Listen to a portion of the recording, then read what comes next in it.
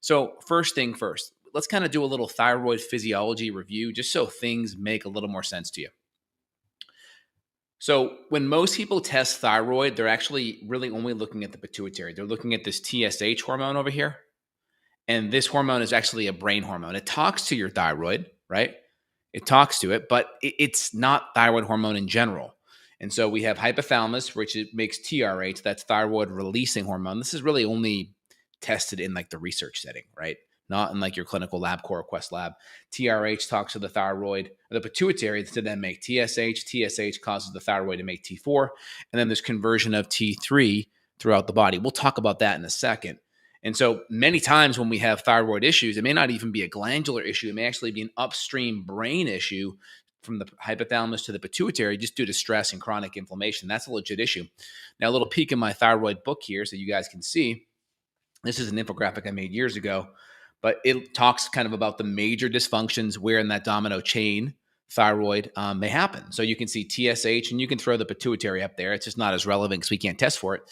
So TRH, TSH, that's the hypothalamus talking to the pituitary, and the pituitary talking to the thyroid. That's TSH, right? That's your pituitary talking to the thyroid. Inflammation, toxicity, mercury, stress, high cortisol levels and adrenaline.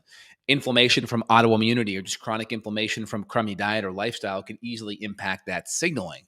And then we have your thyroid here, which is actually going to make T4 locally, and then there'll be some peripheral conversion. About 20% happens at the source of the thyroid, and the rest is going to happen peripherally. It's going to happen in the liver. It's going to happen with T3 acetic acid and T3 sulfatase due to good healthy bacteria. And then depending on adrenal function and stress, our body can convert a percentage of that into reverse T3, which just fills the receptor sites. It's like going to a parking lot and seeing a cone in the parking lot. It's like, well, in the parking spot. Yeah, the parking spot's technically used up, but it's not used up by a car, right? The receptor site for T3 is used up, but not by active thyroid hormone. So that's something that happens. And then, of course, the different root causes that are going to drive this is, liver toxicity, low glutathione, low selenium, because the enzyme here that converts T4 to T3, if I go above, let me go down a little bit. This enzyme here, T4 to T3, this is a deiodinase enzyme. Okay, that enzyme is a selenium-based enzyme. So deiodinase is the enzyme, and it's selenium-based. So we need selenium to make it. Healthy gut bacteria, we talked about T3 acetic acid and T3 sulfatase. Good, healthy, beneficial bacteria help make that. And then cortisol imbalances can drive problems with reverse T3. It can also impact the TSH and create this HPT dysfunction, hypothalamus-Pituitary-Thyroid.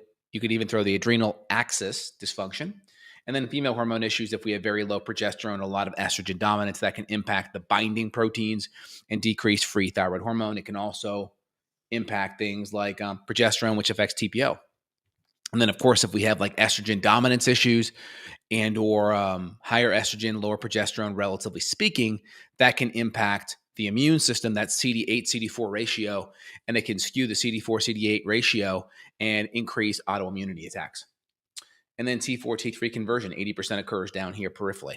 So that's kind of just a good summary so you guys can wrap your head around it.